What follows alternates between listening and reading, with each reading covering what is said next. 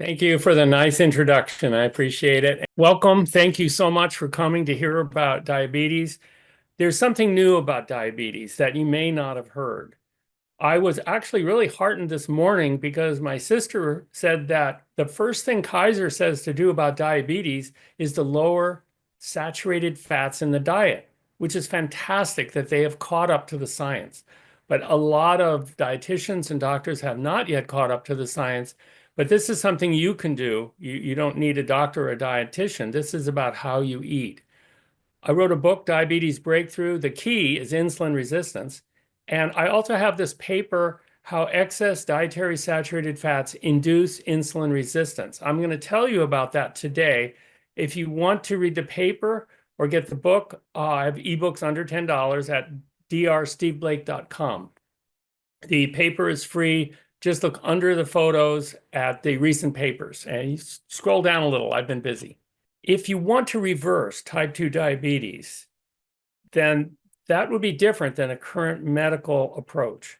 Current medical approach is to manage diabetes with drugs and a little bit of diet.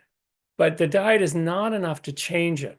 We all know that if you eat a lot of sugar or fast-releasing carbohydrates, cookies and cake, that your blood sugar will go up. This is very well known. But I'm going to look at the other side. How does the blood sugar get out of your bloodstream and into the cells where it's needed for energy? And this is the problem. Excess dietary saturated fatty acids, more than 12 grams per day on a typical 1,800 calorie diet, they keep the blood sugar high. That's why blood sugar is high first thing in the morning. The saturated fats also keep your liver making more blood sugar, even when it's not needed. The thing is, the studies have shown that you can't really reverse type 2 diabetes if you're still eating excessive amounts of dietary saturated fats. I made this graphic up for you. You can see all those sugar cubes next to the soda bottles. If you were to drink a soda and you did not have insulin resistance, you had nice low dietary saturated fat, that sugar is going to go into your bloodstream very quickly. We know that. But at that point, your pancreas, the beta cells will secrete insulin into the bloodstream. The insulin circulates around to muscle cells and fat cells in the liver, and it tells those cells, drink in the blood sugar quickly. And they do. If you don't have insulin resistance, that sugar is gone from the bloodstream before it can do the harm that happens from excess blood sugar in the bloodstream. So this works. It's better not to eat all those sugar cubes at once. I agree. However, if you're eating that pepperoni pizza on a regular basis, there's a lot of saturated fat in that pizza. The excess saturated fats block sugar entry into the cell. And I will tell you during this talk exactly how that happens, show you clinical trials, and help you to understand that this is what you really need to do. The other side, of course, is that the sugar is needed in the cells so that you don't look tired like this girl down at the bottom of the screen. Many people get incorrect dietary advice. Health professionals, they may not have nutrition training. I talked to a Harvard doctor who only got 2 hours of nutrition training. They recommend eating lots of beef, pork, chicken, and cheese for diabetics. They explain, and I agree, these foods do not contain sugar. So how could they raise blood sugar? Well, because they're rich in saturated fats, they keep sugar in the bloodstream so that it can't get out of the bloodstream, and that's what keeps blood sugar high. Do you know most Americans eat 3 times as many saturated fats as unsaturated fats? It's very, very common. I analyze diets for saturated fats, and we're supposed to get 12 or less, and I strive to do that every day, and it's not that easy, even on a whole plant diet. But I've seen diets 30, 40, 60, 70 grams a day of saturated fats. And that's just so high that it changes the cell membrane shown at the top left of this slide. With less saturated fats, you can get more insulin receptors, and the insulin receptors are able to move the blood sugar out of the bloodstream and into the cell. It's a several step process, and saturated fats interfere in all of those steps.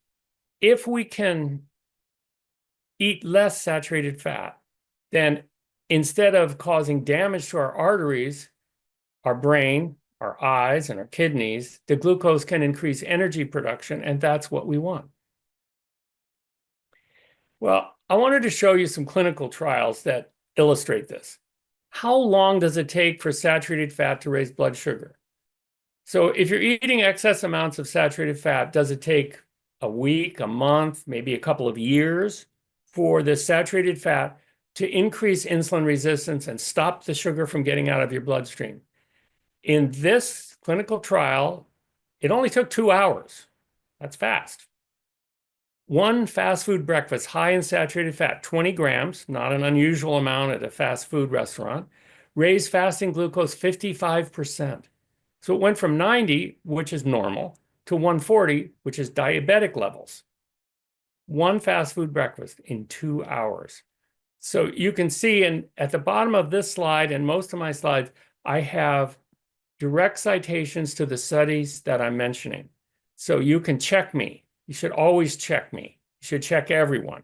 Make sure that what I'm saying is right. Go to these studies, read them, and see what happened. See exactly what the breakfast was. It was actually they made a shake up, and some got the shake with the saturated fats and others without, so they couldn't tell which one had the high saturated fats. There wasn't a lot of grease involved.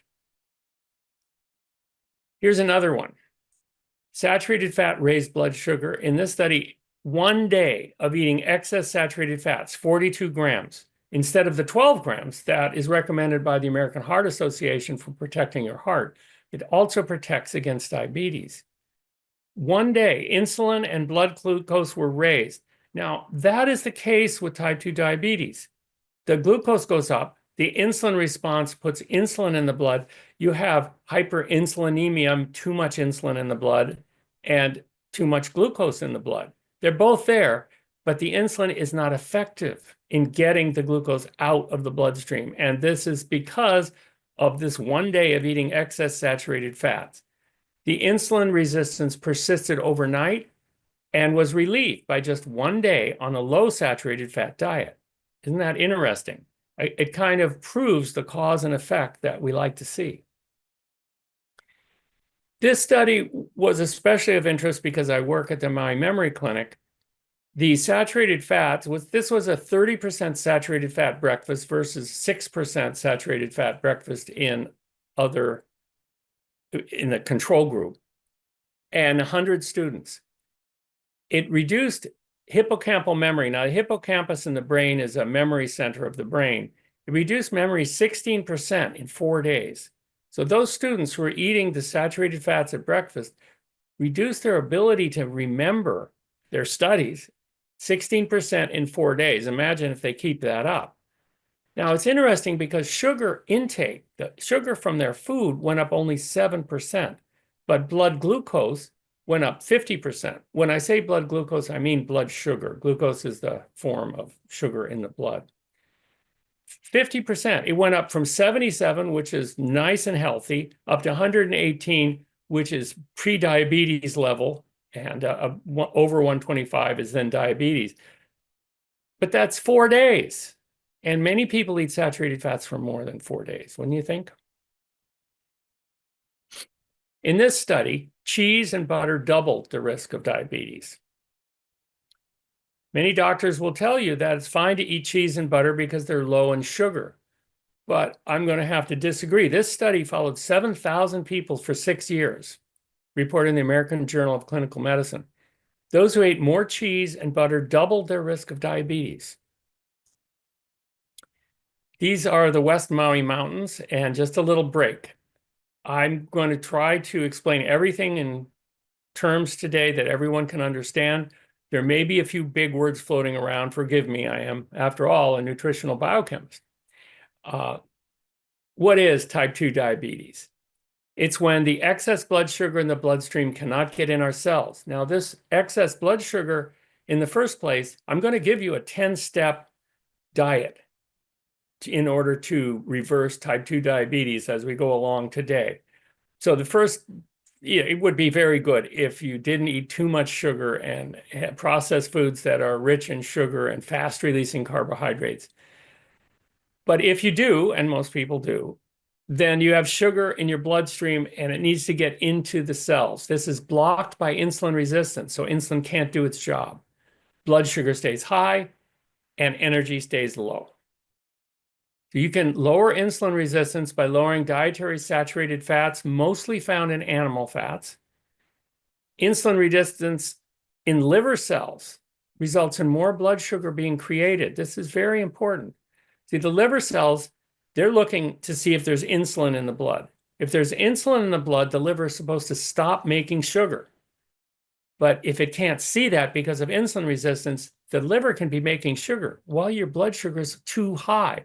And also, excess saturated fats can kill the beta cells that make insulin in the pancreas. And yet, doctors and dietitians advise more animal foods. I think this advice should be reconsidered in light of the science. You can't reverse diabetes. This has been shown over and over again. If you have diabetes, you've proven it to yourself only by restricting sugar and fast-releasing carbohydrates like white flour, white rice, cookies, cakes, that sort of thing. You also need to reduce saturated fats. And they're found mostly in cheese and meat, but also in coconut oil. It's very high in saturated fat. Also, we need the antioxidants found in whole plant foods.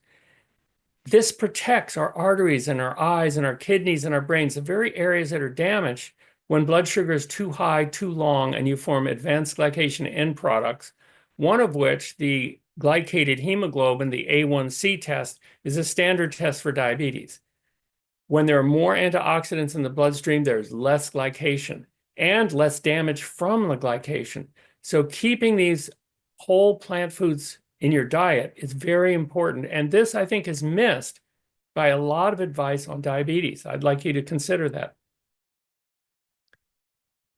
So you can eat slow-releasing carbohydrates like oatmeal and brown rice. Beans are very slow-releasing. They have a little carbohydrates, enough to get them bumped off the paleo diet. But the difference is that these carbohydrates are low in amount and slow to release. So as you eat beans, a little blood sugar goes in your bloodstream. It gets burned up. Then a little more goes in your bloodstream. Then that gets burned up. It goes on like this. Your pancreas may not even need to secrete insulin because it's almost self-adjusting that the food is digested and the sugar goes in the bloodstream at the same rate that you're using it up. To beat diabetes, it's best to stay away from animal fat. You can obtain healthy fats from whole nuts, whole seeds, nut butters, avocados, and olives. Those are all excellent sources. And even so, you'll need to note the amount of saturated fat in these excellent sources and factor those into your 12 grams per day. I still eat whole nut seeds, nut butters, avocados, and occasionally olives, but I make sure that I don't eat so much. The peanut butter, for example, you can overdo it. If you eat several tablespoons of peanut butter, you can raise your saturated fats for the whole day. And eat plenty of whole plant foods that protect us. In other words, eat a whole food plant diet, to summarize. This study was done by Dr. Neil Barnard, and it showed type 2 diabetes prevalence with a non-vegetarian diet was the highest. It's the normal American diet. Then the semi-vegetarian diet, 6.1% opposed to 7.6. Then down to 4.8% for a pesco, fish vegetarian diet. Going down to a lacto-ovo vegetarian diet, 3.2. And on this vegan diet, 2.9%. I think you could do better than that because vegan really only tells you what is missing from a diet, not what you're eating. So vegan diets vary in their incidence of diabetes, and I would expect it to be lower on a whole food vegan diet. Diabetes is really epidemic. 38 million Americans have diabetes and 98 million have prediabetes. That means including men, women, and children, 1 out of 3 people has diabetes or prediabetes. And type 2 diabetes makes up almost all of the cases. Type 1 diabetes is where you have a defect in your pancreas. You can't make insulin in the first place. And some of what I say today can be helpful with type 1 diabetes, but it's a different problem. So you need different advice for that. You can see the 350% increase in the last 21 years, 151 up to 537 million. Oh, this is worldwide. That's why. Okay, 537 million people with diabetes worldwide. By the time some people are diagnosed with diabetes, and many people don't know they have diabetes. Usually the first sign is getting up to pee at night too often.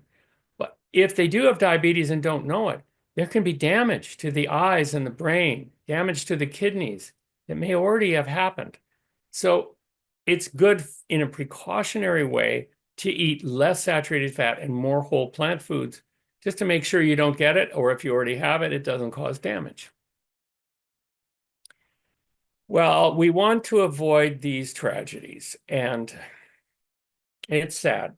It's sad. In the Maduro study, the main use of their hospital on the island was amputations due to diabetic complications. Over time, if blood sugar is very high, it can damage arteries, increasing risk of heart attacks 3 times. It can damage eyes, can lead to diabetic retinopathy and blindness. Can damage kidneys. A lot of the dialysis done is because of kidneys damaged by high blood sugar. Alzheimer's dementia can be increased 1.5 times. And the saddest part is when damage to circulation can lead to amputations. We can do a lot to avoid these tragedies. That's why I'm here today, is to help you do this. Do drugs reduce death from diabetes? This is an amazing meta-study. A meta-analysis, more than 300 clinical trials involving 120,000 adults and 1.4 million patient months of treatment. They found limited evidence that any glucose-lowering drug, metformin or whatever you're taking, prolonged life expectancy or prevented cardiovascular disease. But that's exactly what a whole food plant-based diet does, is lower the risk of cardiovascular disease. These drugs manage diabetes. They keep the blood sugar somewhat down, but they don't stop the deaths from diabetes. So we need to do more than just drugs. This is a peaceful photograph taken in Mexico at sunset. I'm going to tell you about a few trials where they reversed diabetes. Now, by reversed, I don't mean completely reversed, but they helped it really a lot. The first one here, fasting blood sugar went from 282 to 89. Now, at the bottom of the screen, I have in blue, normal up to 100. Pre-diabetes, 100 to 125. Diabetes over 125. So the 282 was really high fasting blood sugar. And the 89 was normal range blood sugar. That was fantastic to be able to do that. I have this studies listed at the bottom of the screen. A plant diet in another study reduced fasting blood sugar from 164 to 128. And the blood sugar is measured in milligrams per deciliter, and it can be measured another way too, but that's going to be the measurement I use throughout this talk. So in 5 months, they lowered it from 164, very diabetic, down to 128, almost into the pre-diabetes level. And if people persist for more than 5 months, they may be able to get down even lower. On a 5-month trial of a plant diet, A1C, now this is glycated hemoglobin, went down from 8.1 to 6.8. They want under 5.7, that's best. It used to be 6, they lowered it a bit. And then over 6.5 is considered diabetes. Well, this study didn't quite get down below the diabetes level of 6.5, but 6.8 is pretty close, and they're moving in the right direction. There's some power here. Brenda Davis in her Maduro study reduced fasting sugar from 236, again, alarmingly high, to 161 in just 2 weeks. And many of these people became diabetes-free and medication-free. I'll tell you about that as we continue my talk today.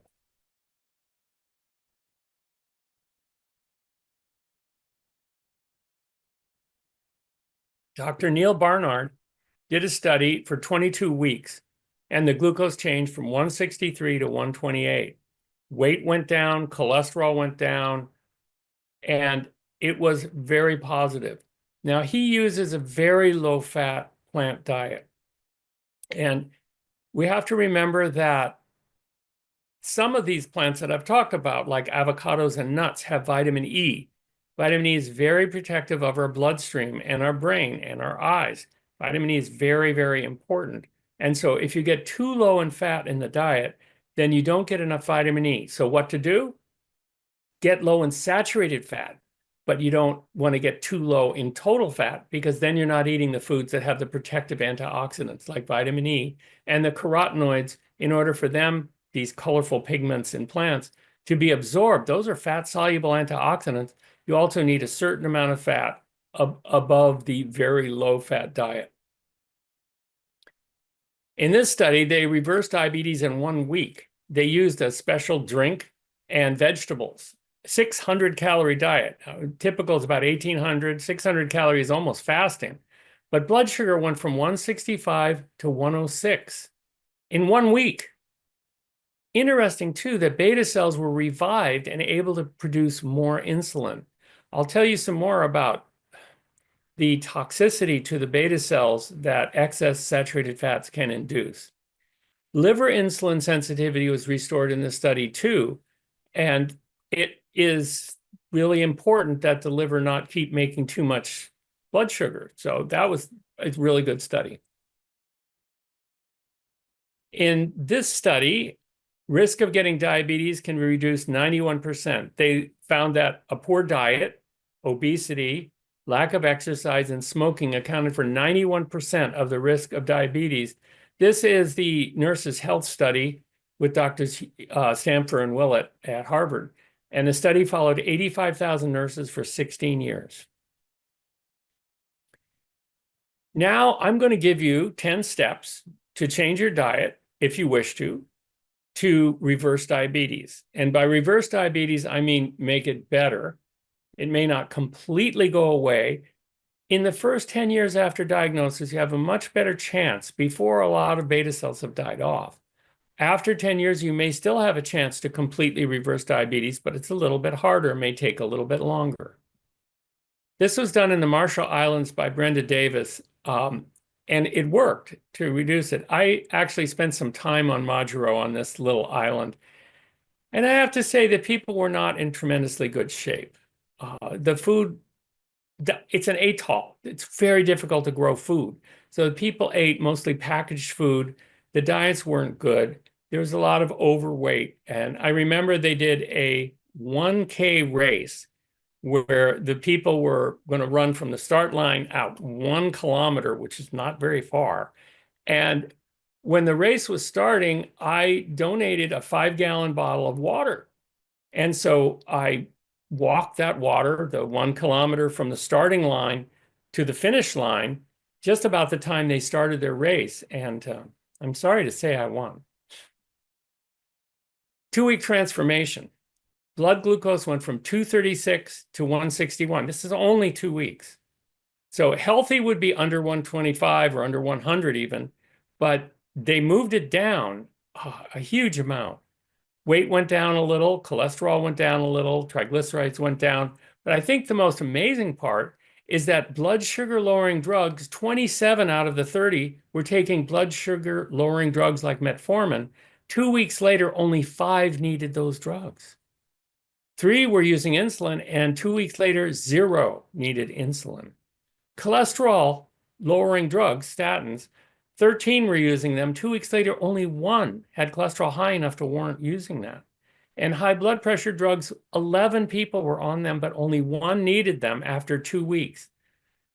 Now, the cautionary tale here is that if you were to start doing all 10 of the steps I'm going to tell you, you need to check with your doctor frequently so that he can adjust your medication so that you don't take too much of these things. For example, if your blood sugar lowering drugs are no longer needed, they could lower your blood pressure to the point where you start feeling dizzy. So here are the 10 steps to beat diabetes. This is inside the Baja Peninsula in Mexico. 1, lower saturated fat. Saturated fats should be kept to less than 6% of calories. That's about 12 grams per day. The 12 grams is easy because almost every food with a package has saturated fat listed right on the package. You can read it, and it's amazing how much some foods have per serving. And sometimes, like on a little carton of ice cream, it'll say 3 servings, but that's 3 1-cup servings, or actually, it's less than a cup. Anyway, the servings are small, so you have to adjust for how much of that you eat. If you eat the whole carton, then you've eaten 3 servings, and you may have gotten 30 or 40 grams of saturated fat in that one small carton of ice cream. You have to keep track of it. Read labels, add up your saturated fats, avoid animal fats and coconut fats, and you'll be well on your way. This is from my book, Fats and Oils Demystified. It's available on my website, drsteveblake.com, in ebook form for under $10. It's a big textbook. I think we should all know the names of the saturated fats, the unsaturated fats, and especially the 2 essential fatty acids. We should know more about our fats. So I wrote this book so we could do that. In this, we find that one hamburger, 12 grams of saturated fat. So you've blown your whole day on this double hamburger with bun. Cheddar cheese, 24 grams of saturated fat, but you get only 12 per day. It's twice as much saturated fat as you should get in a whole day with a modest serving of cheddar cheese. If you're eating pizza, you can eat a lot more than that. Butter, 14 grams. Bologna, 13 grams. These are all too high. Even if you ate just 1 serving of these foods in the entire day and ate nothing else, you'd still exceed your saturated fat limit. Spam's high. Is a local man here reading a Spam can in a store, and he said, "Can you read the saturated fats? I'm supposed to keep it down." And I read it, and it was a little can. And I said, "Okay, it says 6 grams of saturated fat per serving, and that's 1/3 of a can." He says, "I eat 2 cans. How much is that?" Too much. So be careful of those servings. This lady, Tina Kiona, when I joined this program, I was very skeptical, but very quickly I started to feel better. The cramps in my legs disappeared, and I no longer had to get up during the night to go to the bathroom. My sugars kept dropping and are now normal without any medication. My last lab test showed that I am no longer diabetic. People can hardly believe what has happened to me. Kind of nice to hear about someone who beat it, isn't it? And she was skeptical at the beginning. Number 2 on the anti-diabetes diet is to minimize refined carbohydrates. Crackers, cookies, anything made from white flour is going to release sugar into your bloodstream very quickly. A lot of American diets, the refined carbohydrates make up 90% of the carbohydrates that people eat, and almost everything they eat is going to raise their blood sugar very quickly. Another thing about refined carbohydrates, they don't tend to have fiber, so you can overeat. You can just keep eating and eating without ever getting full. If you eat too much carbohydrates, and this is not well known, but I think it's interesting. Let's say you drink a 6-pack of sugary soda during the day. That excess sugar, it can be made into palmitic acid in your liver. That's one of the ways we dispose of excess sugars. And that palmitic acid can then increase insulin resistance and make diabetes worse. So this is one way that sugar creates saturated fats, increasing insulin resistance. Refined carbs that Americans eat too much of, sugary drinks, any food containing sugar and corn syrup. I mean, a tiny amount won't be a problem, but most foods, they put a lot in. White rice is a big problem here in Hawaii, and white flour and all the products made from it. Here's some slow grains. On the top, we have my book, Vitamins and Minerals Demystified, and this talks about the vitamins and minerals that we need for life. I wrote it for McGraw-Hill. And that is also available on my website. It's perhaps just a little more than $10, but it's what they charge. Not more than 20, I don't think, for the whole book. So slowest grains are intact whole grains, like wild rice, brown rice, or oats that have been perhaps chopped but not ground up. Broken whole grains, like steel cut oats would be an example of broken whole grains, and 12 grain cereal. And then rolled oats are a little bit faster releasing, but still not usually a problem. That'd be oatmeal and rolled barley. Then when you get into shredded whole grains like shredded wheat, it's a little bit faster, and ground whole grains like whole wheat flour products, those absorb faster yet. So it's best to stay at the top of these intact whole grains, wild rice, brown rice, oatmeal, those kinds of things. Grains to avoid, white rice. Flaked whole grains like corn flakes. You know, they take corn and when they smash it flat into a flake, it absorbs very quickly. White flour can be in spaghetti, bread, cakes, cookies, in a zillion forms. And puffed whole grains like puffed rice, long a health food staple, actually puffed rice absorbs into the bloodstream and raises glucose very quickly. Here's Marie Madison. When I joined, I could not lift my hands above my head without significant pain. Now I'm pain-free. My cholesterol and triglycerides have dropped to normal, and my sugars are almost normal too. I've lost weight and feel like a new person. I'm now off all medications. It's unbelievable. Isn't that nice? Number 3 on the anti-diabetes diet, maximize whole plant carbohydrates. This image is a good example. Vegetables and beans, mushrooms, onions, bell peppers. These are foods that are going to not raise your blood sugar, but give you those wonderful antioxidants that protect your eyes and your bloodstream, that protect your brain and your kidneys from damage caused by too much sugar, and damage caused by many other things too. So vegetables, fruits, whole grains, nuts, seeds, and beans, they all have fiber, antioxidants, and vitamins and minerals. If you look around the world, the places with the lowest chronic disease are places that eat food like this. There are 2 indices of sugar in food, glycemic load, which is correct, and glycemic index, which is not reliable, usually just flat wrong. You focus on vegetables and beans, nuts and berries are good. Limit servings of white potatoes and refined grains. Try and get those whole grains or baked grains. Now, the graph below shows fast food like sugar and flour, and they spike your blood sugar right away. This is a 3-hour graph here. So within 1 hour, those foods have dumped sugar into your bloodstream during that hour. Even in a half an hour, it's peaked out. But if you're eating beans and nuts and other slow foods, then over 3 hours, you get a slow increase in blood sugar and a slow decrease in blood sugar, which is just perfect. Doesn't damage anything. Now, glycemic index only looks at how fast 50 grams of sugar, which for watermelon is 5 cups of watermelon, is absorbed.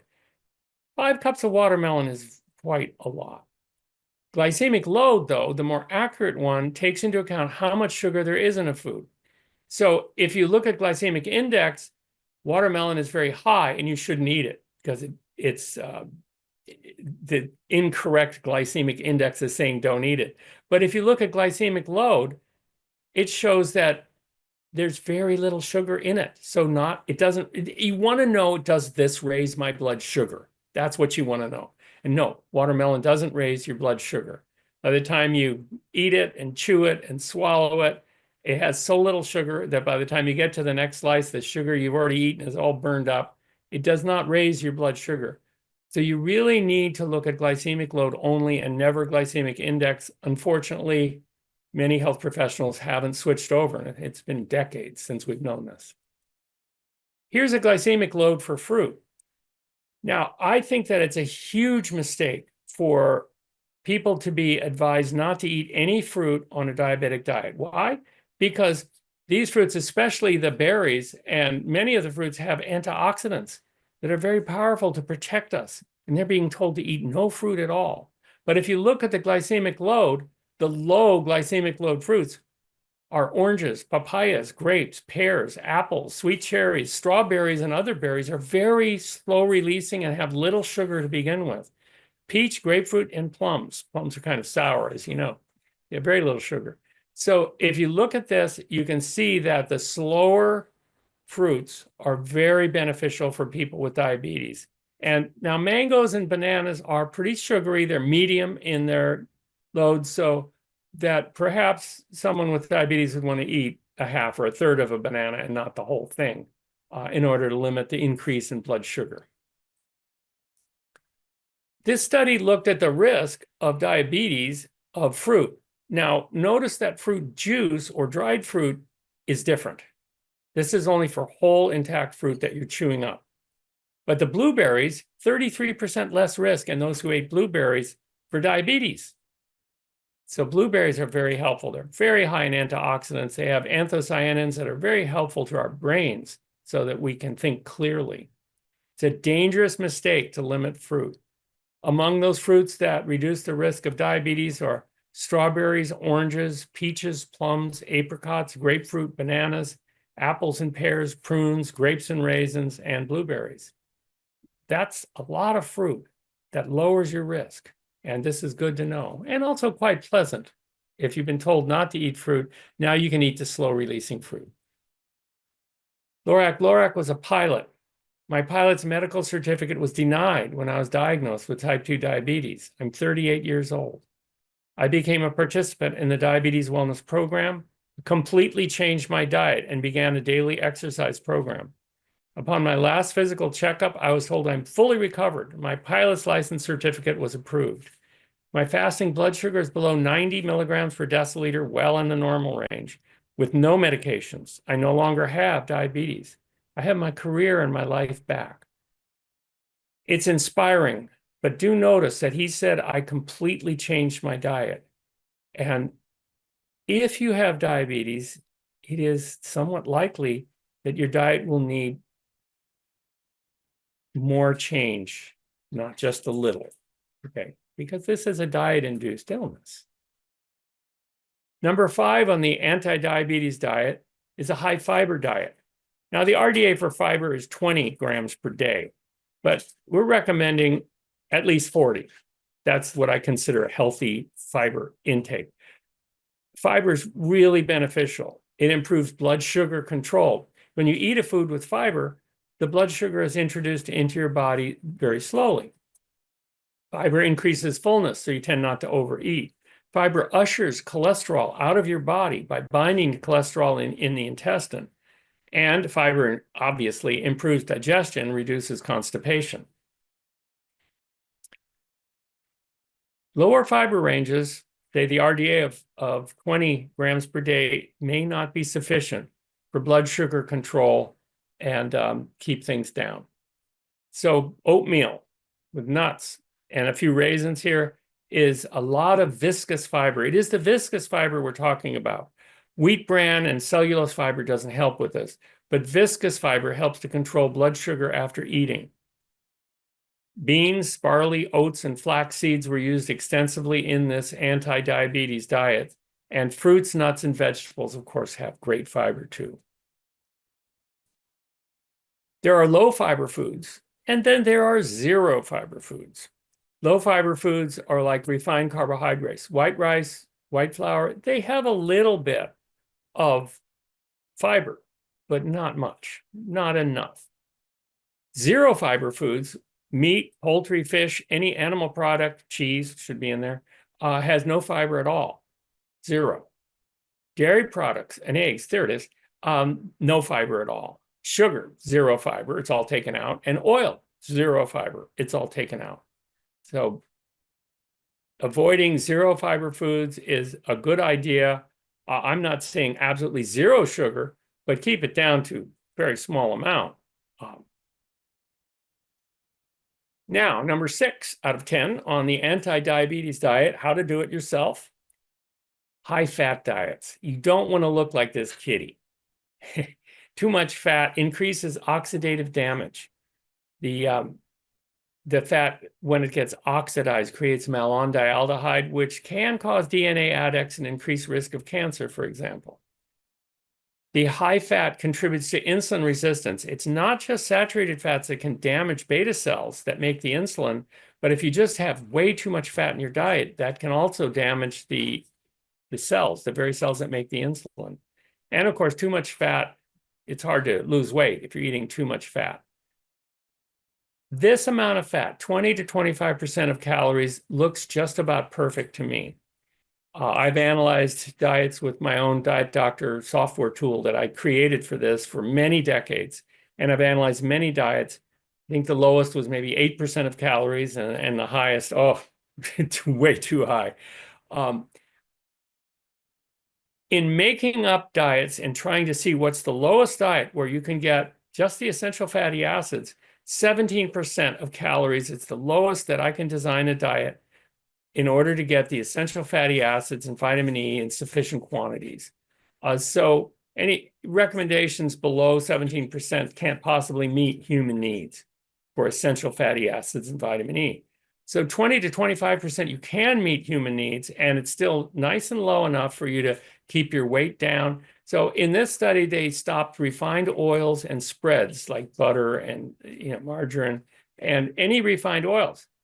Can get your fats from nuts and seeds and avocados and nut butters and whole foods. Number 7 is to avoid trans fats. And trans fats from industrial hydrogenated oils have been reduced in the United States. That's a good thing. Did you know that beef and dairy products have trans fats, and that may be the major source of trans fats, the very same trans fats that are in hydrogenated oils? And that may be the biggest source for some Americans. It varies from 40 to 60% in some countries. So you want to avoid them, both the beef and dairy product source and partially hydrogenated vegetable oils. If you eat them, they can reduce the number of insulin receptors on your cell membranes, just like saturated fats do. I'll show you an image later. They raise blood cholesterol, increasing risk of heart disease, increase inflammation, and that can contribute to insulin resistance. Sources of trans fats, 40% comes from cakes, cookies, crackers, pies, and bread. And this is from partially hydrogenated oils added to those. 21% in America from animal products. I noted that it was 60% in Australia and 40% in Canada. Margarine can be a contributor, and then the others, fried potatoes, potato chips, less of a problem for trans fats. Now, number 8 on the anti-diabetes diet is getting enough omega-3 fatty acids. We know that there are 2 essential fatty acids for humans. Do you know what they are? One of them is an omega-3 alpha-linolenic acid. This is only obtained from plants. No, fish don't have any. And then we can take that omega-3 alpha-linolenic acid, and we can make the EPA and DHA and all of the eicosanoids from that, and docosanoids as well. The omega-3 fatty acids improve the cell membrane that can increase insulin sensitivity. I'll show you an image here in a little while. So include plant sources of omega-3 fatty acids, 1 tablespoon of ground flax seeds. I recommend organic flax seeds because did you know some flax seeds have been genetically modified? And a handful of walnuts is a great idea. If you're having digestive problems like bowel pockets, you might want to grind up the walnuts. And of course, you need to grind the flax seeds just so they're digestible. About 3 grams of omega-3 fatty acids should be included in the daily diet. Most people don't get that much. But if you get more, you can help your insulin resistance and make those cells more sensitive to insulin, getting sugar out of your bloodstream faster. So walnuts just can, by themselves, get you enough of these omega-3s, 2.7 grams per ounce, 1 ounce. Flax seeds are good too. Flax seeds, 2.6 grams per tablespoon. Hemp seeds, a little bit less, and leafy greens. I've heard some experts say you can get your omega-3s from leafy greens, but at 0.1 gram per cup, someone has a calculator, they might find out that you need about a 5-gallon bucket of leafy greens to get your omega-3s for the day. And unless you're a cow, I don't think that's going to happen. Leafy greens are great. They're great food. They're great for you in a million ways, but they're not very helpful with omega-3s. Now, I want to talk a little bit about fish and EPA and DHA. A lot of people think that if they eat fish, they can get their omega-3s. This study, I looked at this study over and over again. It's in Diabetes Care, a journal, and the risk of diabetes was increased 38 times from the pollutants in fish. DDT, polychlorinated bipheноls, organochlorine pesticides. In a large national health examination survey, those who had more of these pollutants had 38 times the risk of diabetes. Now, it might not be such a good idea to eat fish since they're so polluted. That's my point with this slide. Where are these polychlorinated bipheноls? And now they have a newer polybrominated diphenyl ethers. That's a mouthful. Call them PBDEs if you want. Where do they come from? The biggest source is fish oil. So a lot of people are taking fish oil for their health and not realizing that they may be getting large amounts of these and also the organochlorine pesticides, DDT, dioxins, concentrated, bioaccumulated in fish oil, and fish, number 2 on the list. Eggs and dairy products and baby foods and beef also have some. There's a tiny amount in vegetable oil. The good news, fruits, vegetables, cereals, practically zero of these environmental pollutants. So they're safe to eat. They're not going to raise your risk of diabetes 38 times. Now we come to number 9, plant antioxidants. As I mentioned, high levels of antioxidants in the diet of people with diabetes can decrease eye damage, making diabetic retinopathy less likely, kidney damage, making dialysis less likely, and reduce heart attacks and strokes. When you look at people with diabetes, they tend to have poor antioxidant status, especially when blood sugar is poorly controlled. The risk of prediabetes in this study was reduced 90% with more whole plants. Diets rich in fresh fruits and vegetables, whole grains, nuts, legumes, and other plant foods protected against prediabetes. They contain polyphenols, which is a large class, all anti-inflammatory, many antioxidant, flavonoids like quercetin are in this group, and many others. Phytoestrogens, these are found in beans, such as diasdene and genistein, and phytoestrogens are anti-inflammatory. Sulforaphanes found in the whole cruciferous class of vegetables, so kale, broccoli, chard, cabbage, and so on. And plant sterols are antioxidant and reduce inflammation. It's from a large study. If we look at the standard American diet here, this is a slide from my Diet Doctor software, we see that the vitamin C is much lower. The top blue bar shows how much you got in this day, and the bottom bar shows how much you need at a bare minimum. And it wasn't even half the bare minimum. The vitamin E was about a third of the bare minimum. Note that only 7% at last count of Americans get even the bare minimum of vitamin E. So, of course, it's very, very likely that if you're eating a normal diet, you won't get enough vitamin E. Those walnuts I mentioned will give you very nice vitamin E, especially in the gamma tocopherol form. Looking at a whole plant diet, the antioxidants are great. The vitamin A in the form of carotenoids, very antioxidant and were very high. The vitamin C was nicely far above 350 milligrams, versus 75 recommended, 90 for a smoker. The vitamin E also was 28 versus a 15 recommended. And all of the other vitamins were very nice on this diet too, except for vitamin B12, which I think practically everyone needs to take.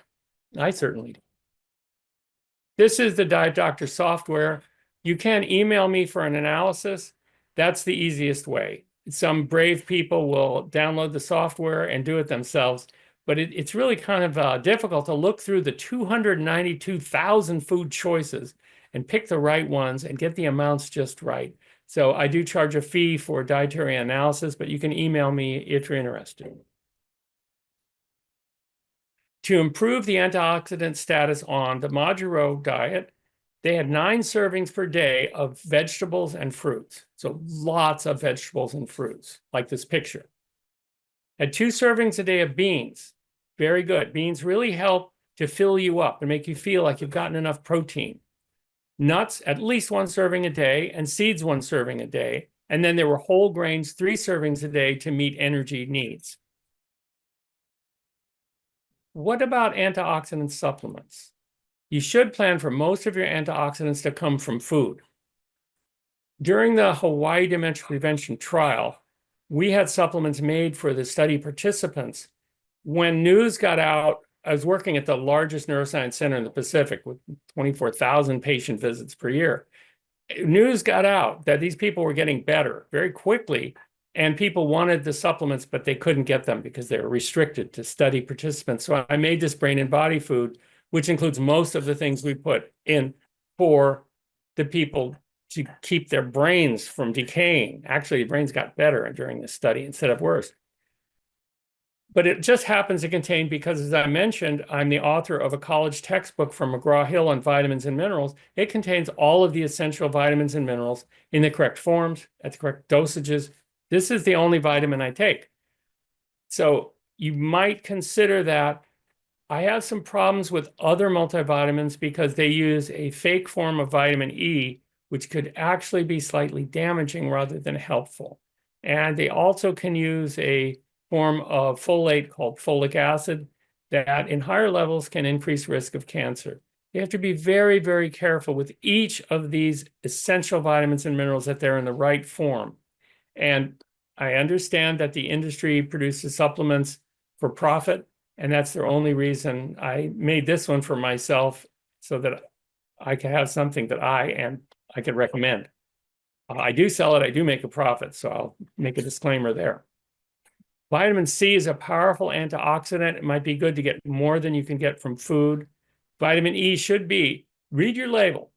If your supplement of vitamin E or multivitamin says RRR-alpha tocopherol form, please email me right away. I have never seen this in a health food store or a grocery store or a box store anywhere.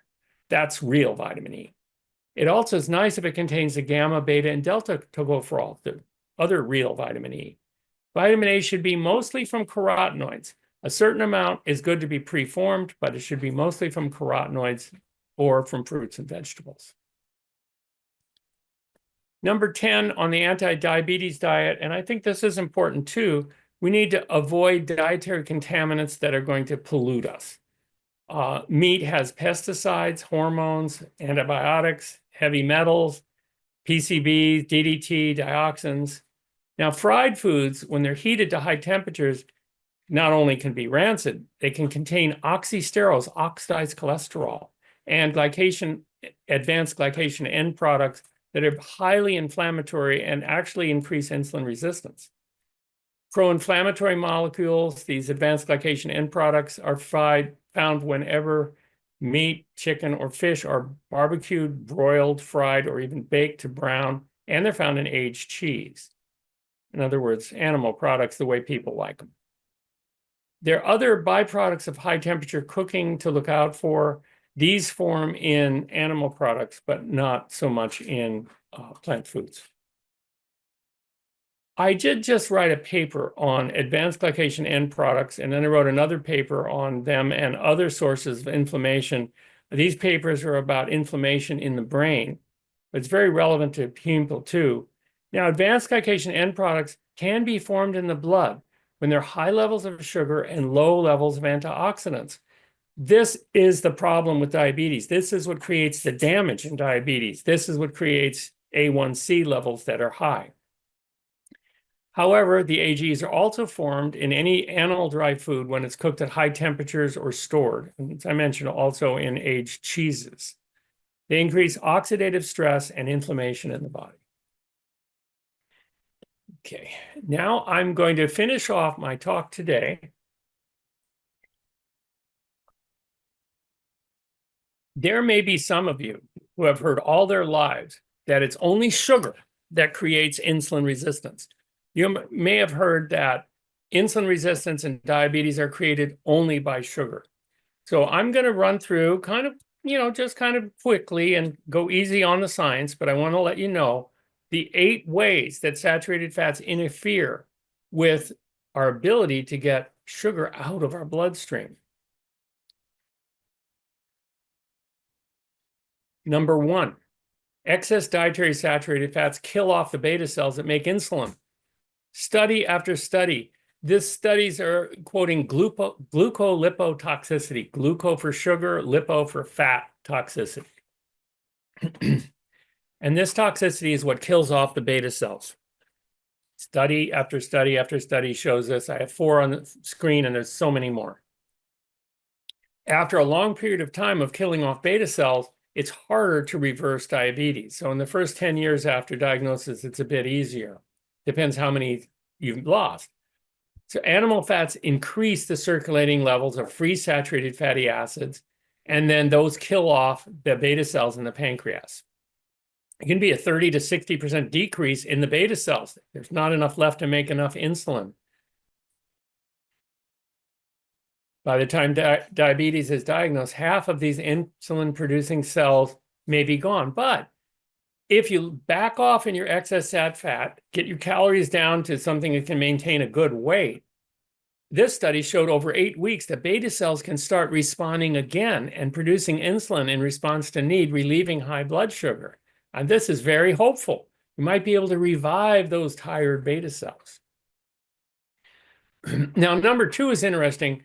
The insulin, when it leaves the pancreas, has to travel through the bloodstream and get to the cells that need it. Muscle cells, fat cells, liver cells, all over the body. What if there are fewer insulin receptors on the cells, then they will have fewer insulin docking onto them and getting the sugar out of the bloodstream. Here's a diagram that I made. This is modeled on a diagram in my Fats and Oils Demystified book.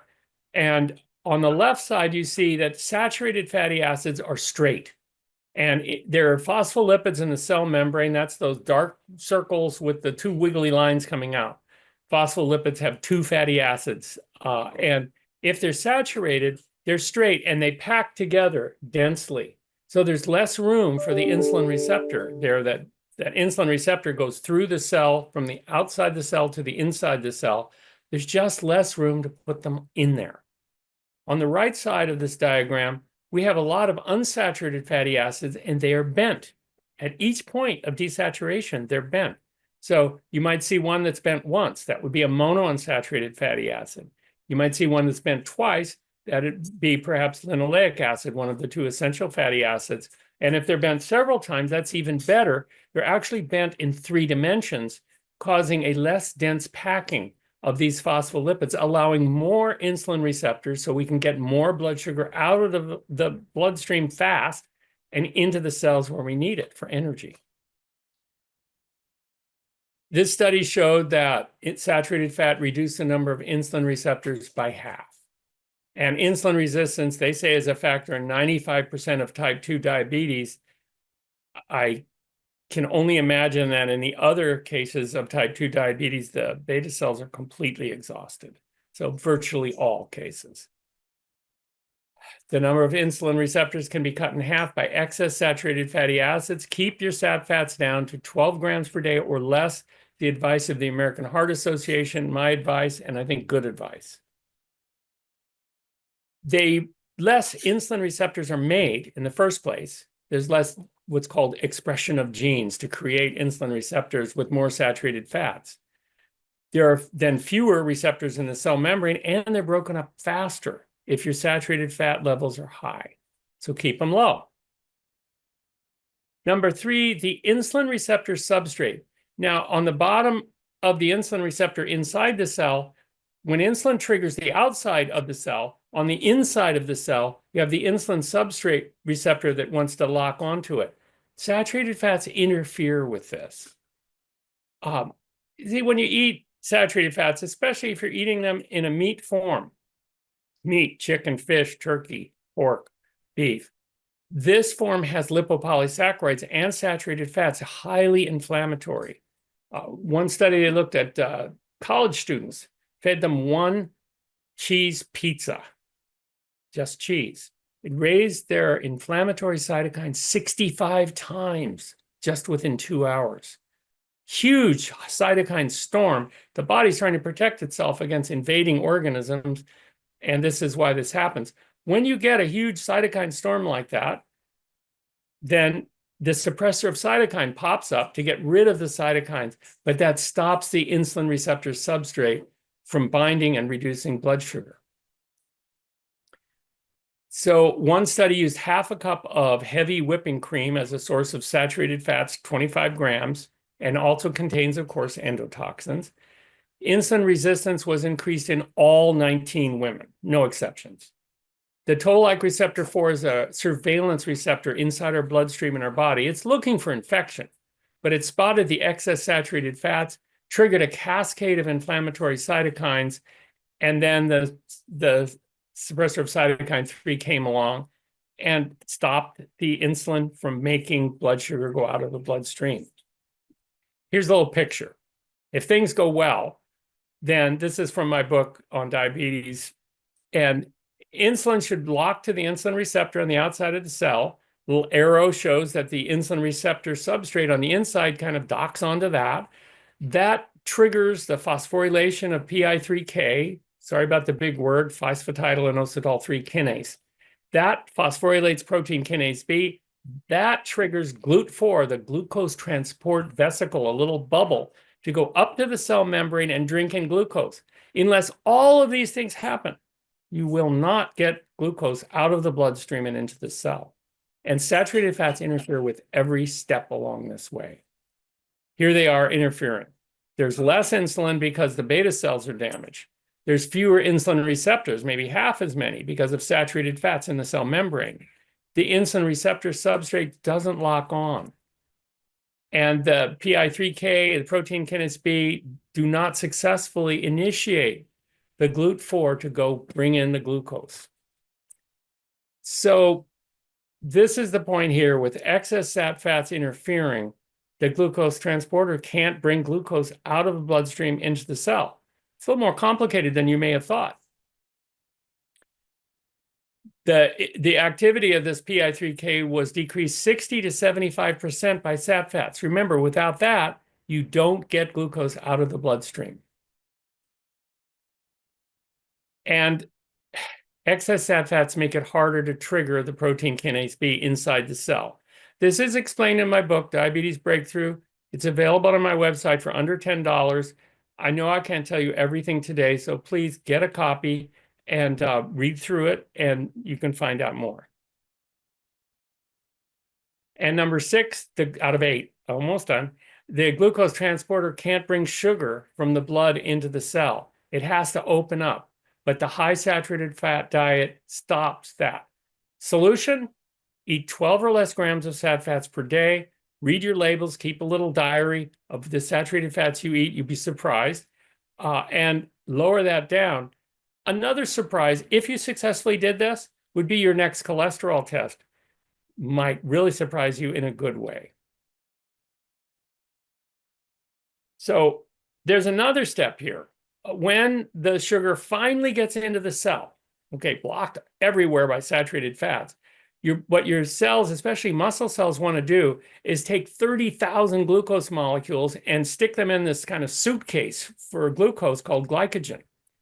30,000 of them in there. However, saturated fats can interfere with the making of glycogen.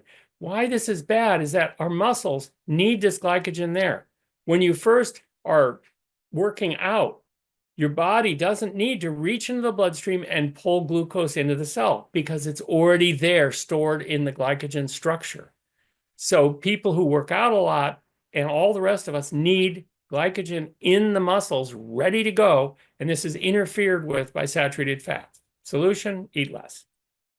And last, with excess saturated fat, the liver keeps making blood sugar.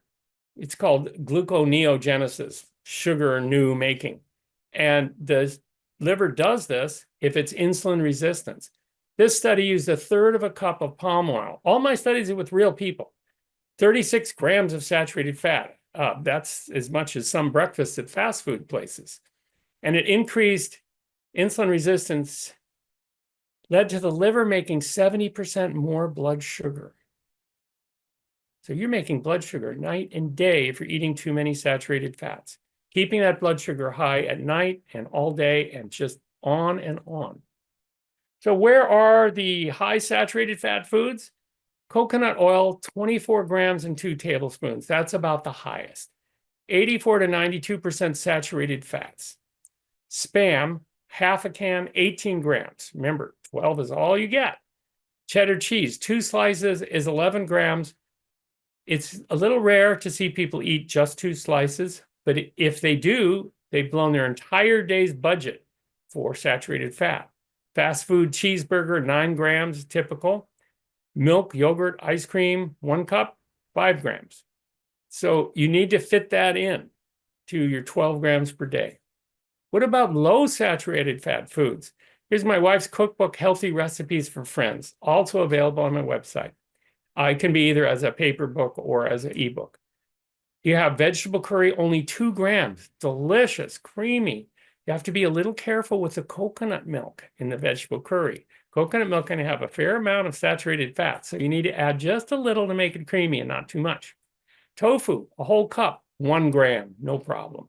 Soy milk, 1 cup, 0.5 grams. Pinto beans, 2/3 of a cup, fill you right up, 0.2 grams of saturated fat. And Swiss chard, forget it, there's none. So there are a lot of healthy, great, tasty foods that don't have a lot of saturated fat. If you're eating vegetables, beans, nuts, whole grains, and fruit, they have very little saturated fat. I say eat all you want.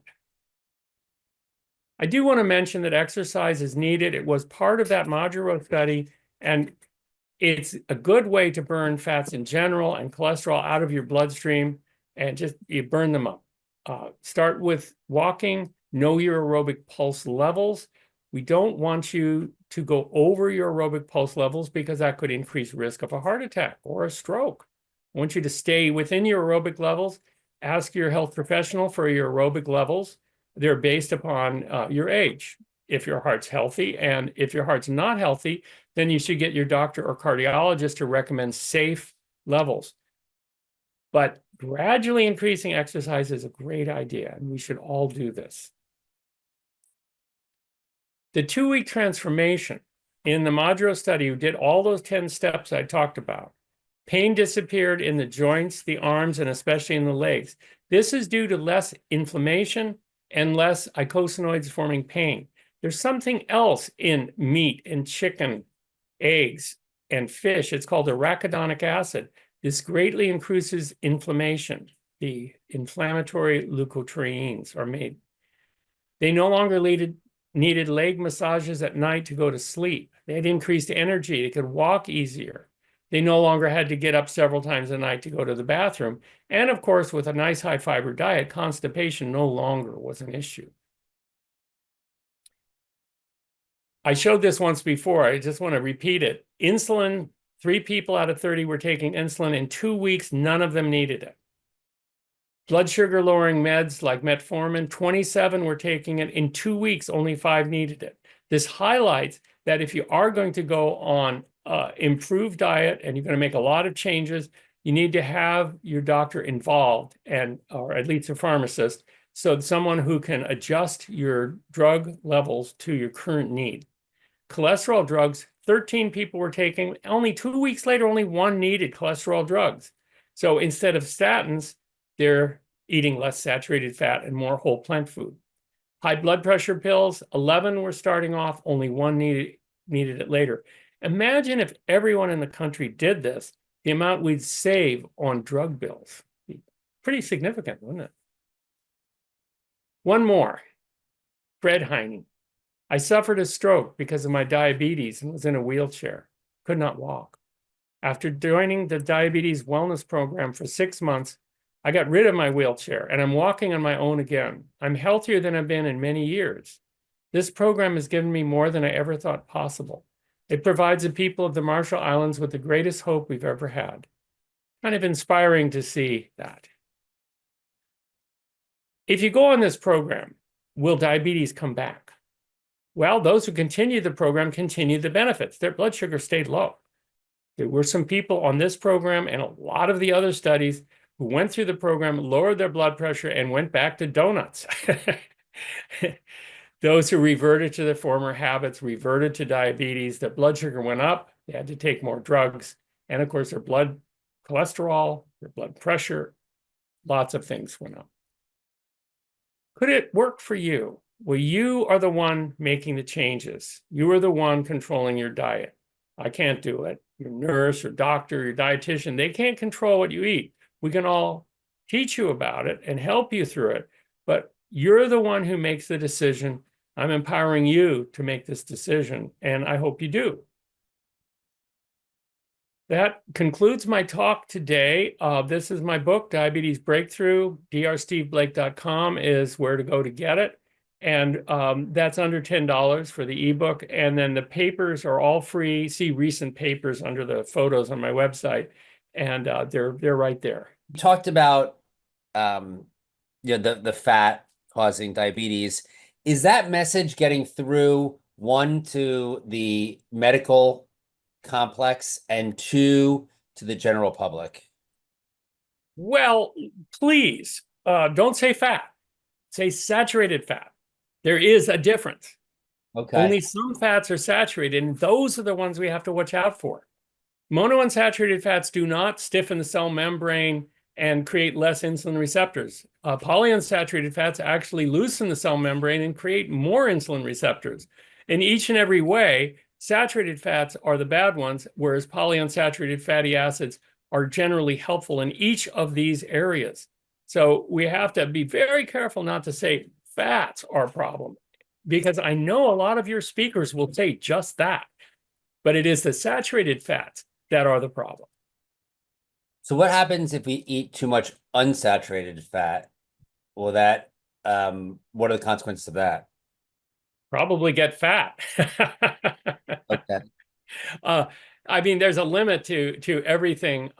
Things should be in moderation. In my book, Fats and Oils Demystified, I talk about how much of each you should get.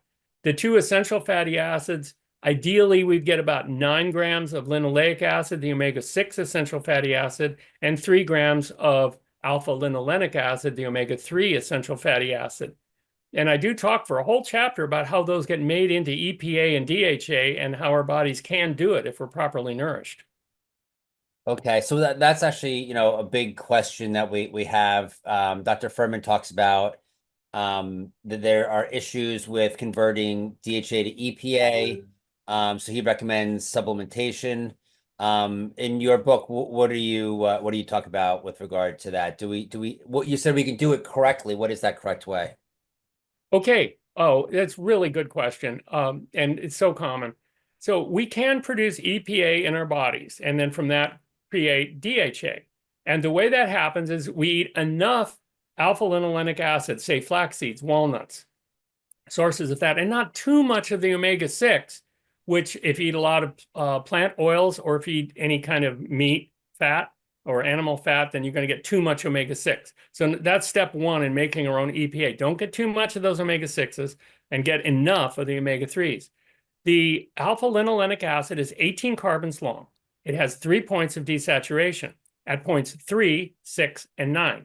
Okay, so delta 6 desaturates, reaches in from the delta end from 18 down to 12 and desaturates it again. Okay, now it's 3, 6, 9, and 12. Okay, then elongates, makes it from 18, stretches it out to 20, and then delta 5 desaturates, reaches in from the 20 end down to 15. Now you have 3, 6, 9, 12, 15, 5 points of desaturation, 20 carbons long. That is the exact definition of EPA, eicosapentaenoic acid, where penta is the 5 and icosa means 20. So you're making your own in your body. What do you need to do this? You need vitamin B3. You need vitamin B6. You need vitamin B12. You need calcium and magnesium in reasonable quantities. You need also, it's best if you're not exposed to a lot of industrial pollutants, because those can damage your liver. So if we're well nourished, yes, we can make EPA, and then making DHA is just a couple of steps more. So we can and do make enough if we're well nourished. The reasons why we might not want to take EPA or DHA in a pill form is that typically they're made from fish oil. So 2 problems. One, they're heavily polluted. Polychlorinated biphenyls, organochlorine pesticides, dioxin, a long list of very, very bad chemicals in fish oil. They're the most polluted. Some companies try to eliminate some of those pollutants And they do eliminate some of those pollutants, but all, no, not a chance. The other problem, now you can get rid of that problem by eating algae-based oils. And some of the speakers will say, get your EPA and DHA from algae. That's who makes it anyway. The fish all get it from algae. Why shouldn't we? So that takes away the pollutant standpoint. But when they process the algae or the fish, these are the most fragile fatty acids on the planet. And they go rancid when they're cooked. So when they cook the fish, when they cook the algae, when it's stored, oxygen, light, heat create rancidity. These are the most fragile fatty acids on the planet. So they will go rancid. One study showed 91% were rancid coming out of the factory. So even algae oil is likely to be rancid, if not polluted. And fish oil, both polluted and rancid. This is why I recommend be well nourished, get enough omega-3 in the alpha-linolenic acid, not too much omega-6, and make your own. This is the optimal way to do it. If for some reason you can't be well nourished, we work with people in old age homes who just don't eat really healthy food, and they may need that kind of supplementation. So just to, so I understand it in layman's terms, you talk about B3, B6, B12, calcium, and all that stuff. If we're eating the diet that you were talking about, where we're getting the omega-3, the omega-3s in there, walnuts, flaxseed, chias, and then we're eating all of the other plants, the leafy greens, the vegetables, and all that type of stuff, we should be pretty safe? Or is there something that we specifically that we might be deficient in as far as the food category that we need to? Yes. Well, you're asking someone who's analyzes diets constantly. Yes. And so I'm looking at the nutrients in the diets. Vitamin D3, niacin, yeah, it's usually okay on a plant-based diet. Vitamin B6, usually okay on a plant-based diet. Vitamin B12, always low on a plant-based diet, and we should supplement. Calcium is almost always low on a plant-based diet. And supplementation is something I do. Now, I have a trick. I just take my own brain and body food. It has all of those things in it. So I don't have to worry about, amounts or quantities or anything. I just take the brain and body food, and I know I'm getting all of that. There's some micronutrients in there too. Several micronutrients also needed for proper desaturation and elongation. And so it's good to have them all. Nuts and seeds will help with those micronutrients. A variety of nuts and seeds can help with like a zinc and iron and magnesium and some of those. So B12, there's always this question, and I get 3 different answers on it. But with regard to methyl cobalamin and cyanocobalamin, or it doesn't matter. Where do you come down on that question? Well, it's an interesting question too. And at first, looking at the two, methylcobalamin and cyanocobalamin are both forms of vitamin B12, which is cobalamin. And when you eat them, they're broken apart and you absorb the cobalamin, which is very difficult. It's a long story. But one reason that I like methylcobalamin is that if there's cyanide in your system, it will help to flush it, whereas a cyanocobalamin does not. And so I prefer it that way. The cyanocobalamin is more stable in formulas. So manufacturers who are manufacturing only for profit will use the more stable form and use less of it. It's cheaper. They make more profit. So I do use the methylcobalamin form in my brain and body food. I put in 200 micrograms per day, and that is my only source of vitamin B12. I mean, I eat absolutely zero animal foods. I've been plant-based for 55 years. And so when my blood tests come back with lots of vitamin B12, I know the methylcobalamin is working. However, I read studies where they use cyanocobalamin, which is typical for studies, and they still raise the B12 in blood. So that can work too. So both are possible. My preferred form, if you're a smoker, I would say definitely methylcobalamin, because the cyanide in cigarette smoke is a problem, and this can help to relieve that problem. There are other sources of cyanide too, and why not eat the best source? That's how I feel about it. I said I have a feeling that if you're a smoker, you're not too concerned about your B12, but I was just I was just making a light joke. Possibly there could be other bad health habits go along with smoking. Yeah. Yes. So what is the relationship between diabetes and dementia? Does diabetes happen first and then you get dementia kind of from a diabetic body, or do they happen simultaneously and they're both manifestations of the same pathology? Can you talk a little bit about that? It's not the same pathology at all. They're not the same. The actually, I've studied how insulin works in the brain, and it works completely different than it works outside of the brain. It's really completely different. The idea of type 3 diabetes doesn't work at all if you study how insulin works in the brain. That's not the problem with dementia. Dementia, the problem is that people are losing brain cells. Okay. They're losing brain cells because of environmental toxicants that are damaging the brain cells. For instance, in Parkinson's disease, there are specific environmental toxicants that are killing off dopamine producing cells. And then in Alzheimer's disease, basically you're getting too many industrial pollutants and too few antioxidants and anti-inflammatories. This is where the whole food plant diet really comes in, loaded with antioxidants, loaded with anti-inflammatories. The end result of how brain cells die in an advanced Alzheimer's disease, you're looking at half of the brain cells dead. So when someone says they're going to restore someone from advanced Alzheimer's disease, this is just not possible. Half of the brain cells are dead. How did they die? Oxidation. They were killed off by having too few antioxidants and too much inflammation to increases. So several of my recent papers have been on neuroinflammation, brain inflammation, and how to stop that with food. And it's pretty simple. It's a whole plant diet and stay away from the animal-derived foods. Diabetes is completely different. That's about eating too much sugar and not being able to get the sugar out of the bloodstream because of saturated fats. Saturated fats also are a risk factor, of course, for dementia. Vascular dementia is almost always coexistent with any other form of dementia, like Alzheimer's disease. Vascular dementia induced by saturated fats, clogged arteries, tiny strokes in the brain. This is vascular dementia. Strokes also related to saturated fats and dementia, and again, plaque breaking away and creating strokes. So it is the foods that are damaging us in different ways.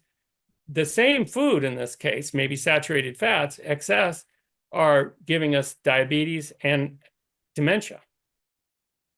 So with regards to what you said about Alzheimer's, where by the time you have advanced Alzheimer's, half the brain cells are gone. We've had people say that the symptoms were able to be somewhat mitigated. Is that possible? Without maybe restoring, half the brain back, you can mitigate the symptoms? Well, I think that if we're talking about, okay, let's start normal brain of aging, a little forgetful. Where are my keys? Make a list to go to the store. Okay, that's one thing.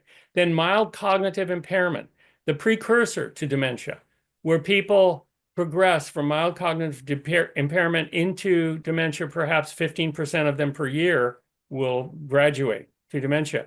Then we're talking early Alzheimer's disease, during which there is definitely a chance to help both with symptoms and with memory. And in my study, which is the very beginning of that, the Hawaii Dementia Prevention Trial, they were at 19 out of 30 on the mini mental status exam.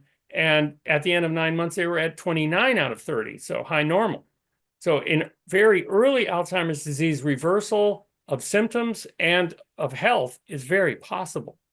But as you progress to moderate Alzheimer's disease, it becomes very, very difficult. Just like with after 1 or 2 strokes, it's very difficult, or after 1 or 2 heart attacks, it's difficult. We want to get people before this happens.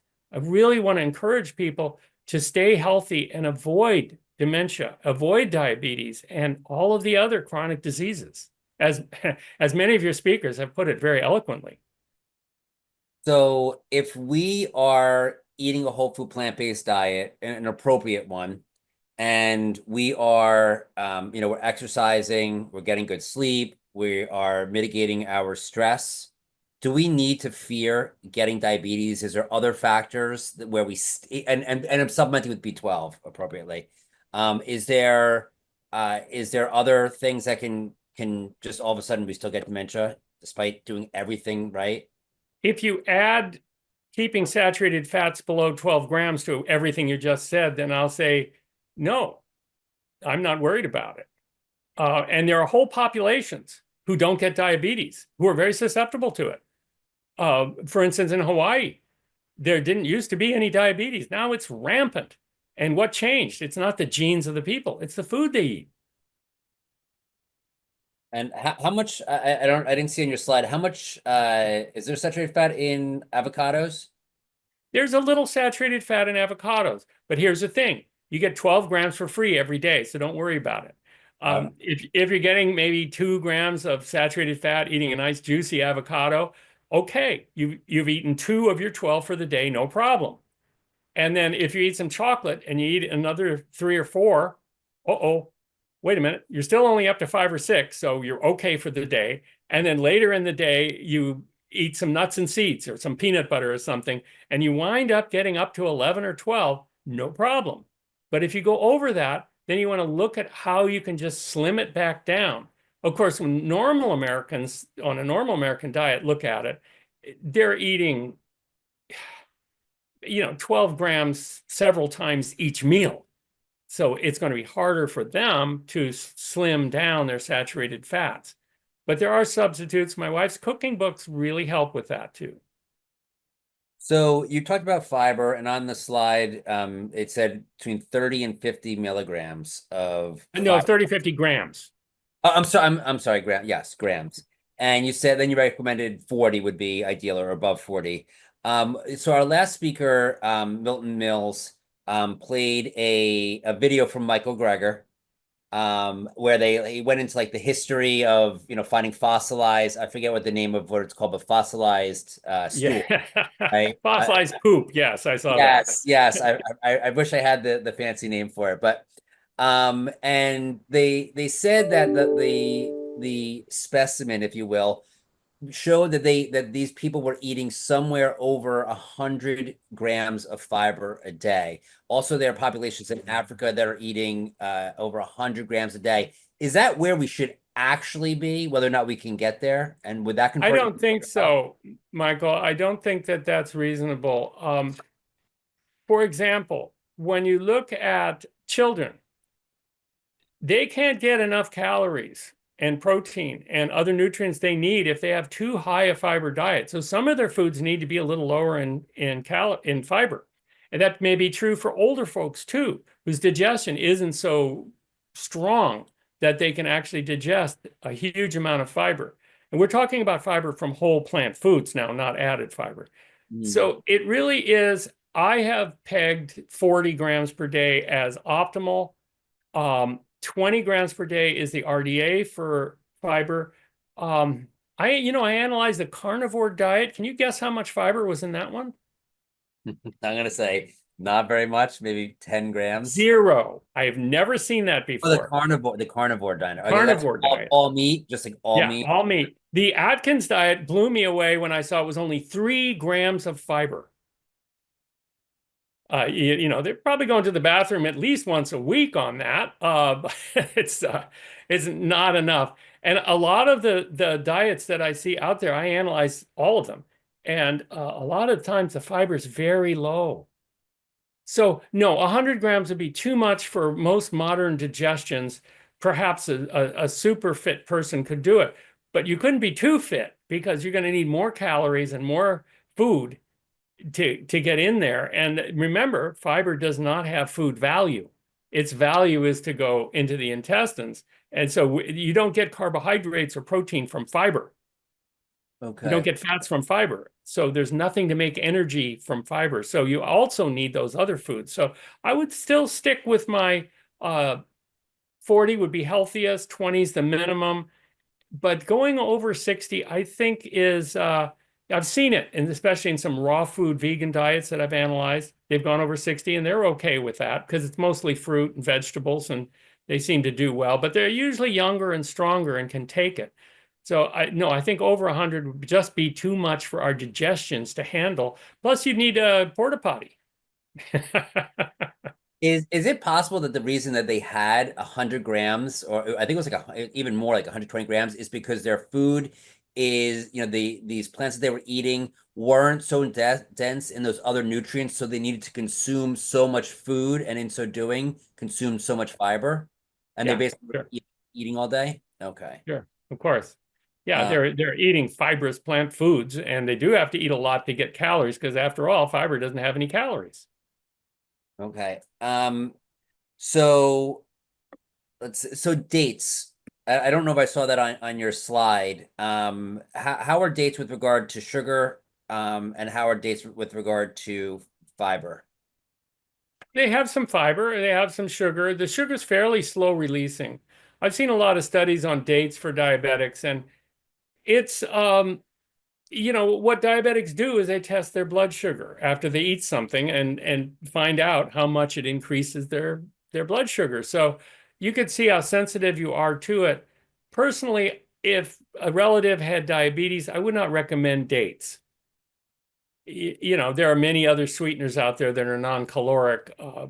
So, stevia, any of the various sweeteners out there might be a little bit better than dates. But dates would be one of the healthiest plant-based whole food sweeteners that I can think of for everyone, just would need to be limited with a diabetic.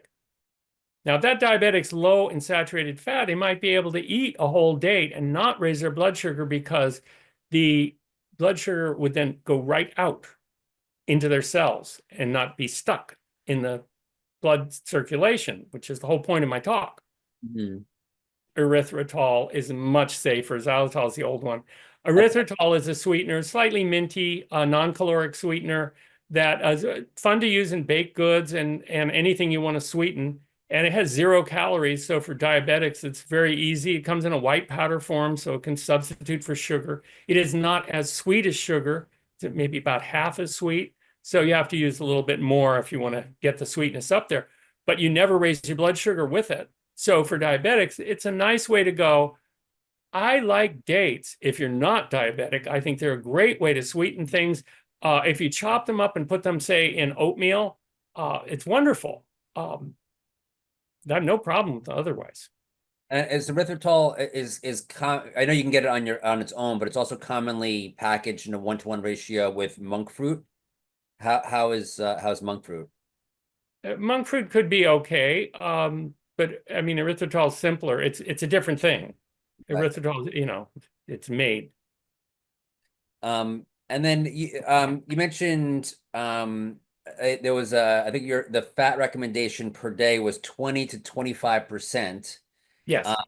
T. Colin Campbell talks about if you're just getting fat from plants, what you would normally get is I think the number was between 8 and 12%.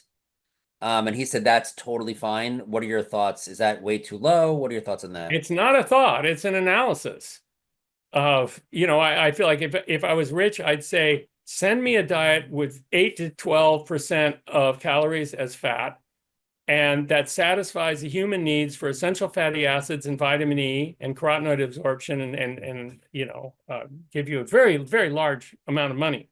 Can't be done. It simply can't be done. So But yes, you can I eat want to 8 eat more to fat, so Yeah, okay. yeah, you want more fat anyway because avocados and nuts and all those things are very satisfying. But what you really don't want to do is get the total fat so low that you cannot achieve the required nutrients for human beings. Okay, so when I did my analysis, where you need a minimum of 17% of calories as fat just to achieve the 2 essential fatty acids and the bare minimum of vitamin E, people are basically eating almost exclusively flax seeds and walnuts in order to get there. And that's not a realistic diet. You're going to need to eat a few other foods too. So 20 to 25% is the healthiest possible amount of total fats to get in the diet. And I know that there are many doctors in the very low fat camp. I could name their names, so could you. And sometimes we jokingly call them the fat police. And they're talking about this 10% of calories as fat. First of all, when I analyze their diets, they're not 10% of calories. They're always more because, as you mentioned, people crave fat. We want some fat in our diet. And then even if they recommend that, people are going to cheat because they want some fat anyway. So to get proper nutrition is my goal. I want you to get the bare minimum, at least, of vitamin E. I'd like you to get more. And you absolutely must have the essential fatty acids to make the eicosanoids that make everything work for pain and inflammation and blood flow and all the things that these eicosanoids do that are made from them. We need those. So that's where I got the 20 to 25%. If you were able to do that lower fat diet, what are and therefore have issues from that, what are the clinical symptoms that you would expect someone to have, letting them know they need to eat more fat? Well, the symptoms of low vitamin E in those diets, when I analyze the low diets like dear old Dr. McDougall diet, 5 milligrams of vitamin E, 15 milligrams is the bare minimum. It'd be great if you got at least double that. But 5, the symptoms you're going to get is your LDL circulating your bloodstream are going to oxidize because they don't have vitamin E. And they're going to stick to the inside of the artery. Foam cells will attack them. Atherosclerotic plaque will build up. Strokes and heart attacks will become more common. The vitamin E will not implant in your brain cells to protect them from dying off, as we mentioned. So you're losing brain cells on that diet. So I wouldn't expect immediate symptoms. It's going to take some time for the stroke, the heart attack, the dementia to develop. But that's not what I want. That's not what you want. So on a whole food plant-based diet that is too low in vitamin E, you'd still have serious health ramifications such as dementia. It's an essential nutrient. It's Yeah. essential. It means you need it. You can't make it. You have to have it. And this one is extremely important. I would say, yeah, well, they're all important. You need every one of them.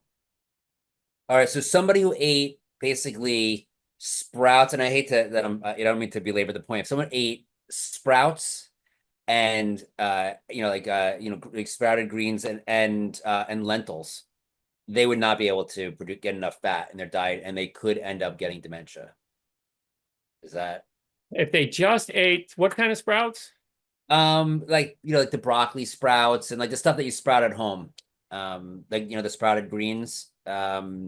I'd be interested to analyze that diet. I would suspect that the calories would be very low. The protein might be okay if they ate enough of those sprouts. I've analyzed raw food diets. When they do bean sprouts on raw food diets, it really buffs out their nutrition beautifully. That's really important. Beans are important on a whole food plant diet anyway. They really ease out, and they have the anti-inflammatories in order to protect our brains and our arteries and our eyes and our kidneys and all the other places that diabetes attacks. So beans are really important, whether sprouted or not. But analyzing a diet of just a couple of sprouts, I think there's going to be some deficiencies there. I would need to analyze the exact diet. Great. And what are the most common misconceptions that you see within the medical community and within the public with regard to diabetes? Well, I think the common misconception is that diabetes is caused by high amounts of sugar, that carbs are the bad guys, and carbs cause diabetes, and a complete ignorance of the role of saturated fats in this. As I said, I was delighted to hear just today that Kaiser made their first recommendation for diabetics: eat less saturated fat. Isn't that fantastic? The science is finally penetrating, and they're going to save a lot of money on that as people need less, anti-diabetic drugs and less surgery and all that. It's really exciting. So I think that's the main misconception. Oh, another one that I really don't like is don't eat any fruit if you're diabetic. And this is a common misconception by both health professionals and people. I showed you the glycemic load of the fruits. And many of the fruits that we commonly eat, apples and berries, are very low glycemic load. They're not going to increase blood sugar at all. I mean, extremely small increase in blood sugar, nothing to bother you. So maybe it moves your blood sugar from 70 to 71, and you can go up to 100 before you get diabetic. This is not a problem. So this is a misconception I think really needs to be fixed, because those fruits have antioxidants and anti-inflammatories that are powerfully effective in exactly stopping the damage that diabetics get in their arteries and their eyes, their brains, and their kidneys. So when talking to people about going whole food plant-based, what do you find are the challenges with someone actually beginning that process? Well, I think habit is the biggest challenge. And we work with people who are normally very American diet people who want their memory to stop decaying. And we talk to them about what they eat.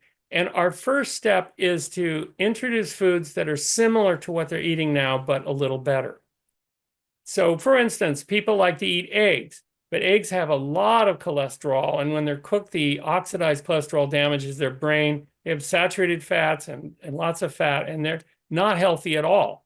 But people are very used to eating them for breakfast. This is breakfast, it's eggs. Okay. So we introduce them to Just Eggs. Just Eggs is made from mung beans.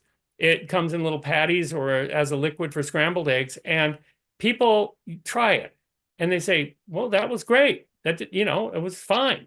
I don't mind. It satisfied my hunger. It tasted just like eggs, and I'm good with that. So step by step, we lead people. And when they start feeling better, they're more willing to make changes. And then we can move that up to perhaps a healthier breakfast yet. The oatmeal with avocado and berries. And that would be healthier than Just Eggs. And so step by step, people can change. I think that we're creatures of habit. And people are used to a burger at night. They can try a Beyond Burger. They always love the Beyond Burger. It's usually someone else cooking for dementia people. And so they serve them the Beyond Burger. They say, this is a delicious burger. They may or may not even realize that it's not meat. And the Beyond Burgers typically have too much saturated fat. Only 6 to 9 grams of saturated fat in each burger is too much sodium too. But they're delicious and they get them moving along. And then we can move them along to the next step. So it needn't be a crash course. We can take a little time. We can move along. Would I like it if everyone changed to a whole food plant diet? Yeah, I'd like that. But I realize also that there's families involved too. There's households, there's old age homes, and it's difficult to change everyone's food right away too. The best results we get are when someone in the family takes charge and starts buying and cooking healthier food for whoever is ill. So during the talk, you focused on diet. You mentioned exercise briefly. What are the roles of sleep and stress with both diabetes and dementia, for that matter? I haven't studied the role of stress in diabetes. As sleep and diabetes, I have not studied those. In dementia, we look at that very carefully. For example, if someone comes into the clinic for their neuropsychological evaluation and they are stressed out or anxious, they're going to get much lower scores than if they're relaxed and comfortable. And we know that anxiety can interfere with clear thinking. I mean, we all know that, and it really does. And and good sleep, of course, is essential too. And in fact, good food before you go for your neuropsychological evaluation is a really, really good idea too. We encourage people to eat right before, and if they normally drink coffee, go ahead and drink it so their brains are as sharp as possible when we test them. So with regard to coffee, so are you saying that coffee is like neuroprotective? Is it good for you? Or if they're a coffee drinker and they haven't had their coffee, they may just need their caffeine fix. Yeah, if they're a habitual coffee drinker and they come in to get tested without the coffee, they're not going to test very well. I'm not going to encourage people to drink coffee who don't drink coffee, but if it's their normal routine, I would expect them to do that in order to continue. Now, coffee does have some antioxidants, and it can be helpful in that way. It also is very commonly heavily sprayed with pesticides, grown in the tropics and sprayed heavily. So when those pesticides are roasted, they can cause some very bad compounds to occur. So I encourage people, if they're going to drink organic coffee. And that way, they're not going to get the roasted pesticides in their cup. So, and in that case, coffee in reasonable quantities has mostly good effects on dementia. And tea has better effects on dementia. Does cholesterol play a role in insulin resistance? Cholesterol? Cholesterol, yes. It plays a role. Okay, there's dietary cholesterol and then there's blood cholesterol. And they both play a role in dementia for sure. Mhm. Dietary cholesterol, say an egg is like a cholesterol bomb. And when you cook it, you get all these oxidized sterols. Oxysterols are called, oxidized cholesterol. And they can actually travel through the blood-brain barrier into the brain. Cholesterol cannot. But when it's oxidized, it can. So it's transparent because the brain, that's how it gets rid of excess cholesterol. And so it's transparent to that. And this can cause a lot of damage and inflammation, leading to cell death. That's how the brains get shrinking in Alzheimer's disease and other dementias. This is scary stuff. And so dietary cholesterol, a perfect amount would be 0. That's how much I eat, exactly 0 dietary cholesterol. My body, however, makes 70 quadrillion molecules of cholesterol every second. So I'm not really suffering from low cholesterol. Everybody makes cholesterol in their bodies, both for hormones and to stiffen cell membranes to the perfect amount. We make the perfect amount. If we eat any, it's too much. So you mentioned coconut milk, don't have too much coconut milk. It's very high in saturated fat. A common cream that people use in the plant-based world is cashew cream. How is that as far as saturated fat, and can it be used somewhat liberally? Yeah, check your label. Cashew cream is low in saturated fat unless they're adding coconut oil to the product, which is very common. So you need to check the label, see how much saturated fat. If there's 1 gram of saturated fat in a tablespoon and you add that to something, then put that down on your day. Okay, one of my 12 has been used up. So you mentioned that I'm sorry, you mentioned that that dementia is not type 3 diabetes. Why do people think, why do the doctors say that dementia is type 3 diabetes? Where are they getting it wrong? There can become a difficulty in getting glucose into blood cells, into neurons in the brain. And that difficulty in energy getting in, they're damaged. The brain cells are damaged, and they have trouble getting the glucose into them and trouble utilizing the glucose, which is why some people say, well, if you eat lots of coconut oil, then you're going to start burning ketones. There are 3 ketones that people use, ketone bodies, and beta hydroxybutyrate is one. Did you know acetone is one? The very same acetone that takes off nail polish. That is one of the 3 ketones. So they want to encourage people to have lots of acetone in their blood. And there's only 3 of these ketone bodies that are burned for energy. Yes, in a short term, some of these damaged brain cells can burn these ketone bodies. But long term, the excess saturated fat is going to destroy the brain. It's definitely not good for diabetes, the heart, the strokes, all of it is extremely bad and lacking in the essential nutrients. There's only 2 nuts that don't have vitamin E, and coconut's one of them. Macadamia nut's the other one, by the way. So They're delicious. very tasty for entertainment. They just don't have any vitamin E. So, last question as we're getting ready to wrap up. Um, are governmental guidelines moving in the right direction with regard to diabetes, with regard to health in general, dementia? What are your thoughts on that? That's funny. I'm glad you have a sense of humor. Yeah, Uh, I'm foolish optimist. How about that? Oh yeah, everything should be good any day now. For that food plate should be just all plant foods any day now. As soon as the food industry quits donating to them. I'm sorry, I don't have a lot of confidence. I think we need to make these choices ourselves. We need to protect ourselves. We need to learn ourselves.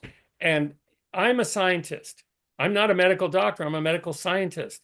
And so I want science to be used, because when you use science, check what I said in my diabetes talk. Check the references I used. Make sure they say what I said. And then go to those references and see where they got the information. Go check those references, dig down the chain and make sure the information is correct. That's because in this day of untruths, quasi-truths, and no truths, we need to check and verify the truth, both about our food and about everything else. And just real briefly, I don't know if you know about the Canadian guidelines. have you seen them? I think Brenda Davis had some impact on there. If you have seen them, any thoughts on the guidelines coming out of Canada? They were a little bit better, but they're still not what I would put out as guidelines for diet. You know, they're not saying just don't eat any animal products. Okay, none. And when they say that, I'll be happy. What can I say? There are other influences besides health at work in those guidelines. Well, we'll have to save that for another conversation. Brenda Davis is great. I really respect her work, and she really knows her stuff. All right, beautiful. Yeah, she is really great. All right, great. Thank you so much. That concludes our time. I really appreciate all the information and all the answers that you provided us. If we can unmute the audience, please, so they can share their appreciation for Dr. Blake. Burger. Thank you so much. Thank you, Dr. Blake. That's awesome. Dr. Blake. Thank you. Dr. Blake. Dr. Blake.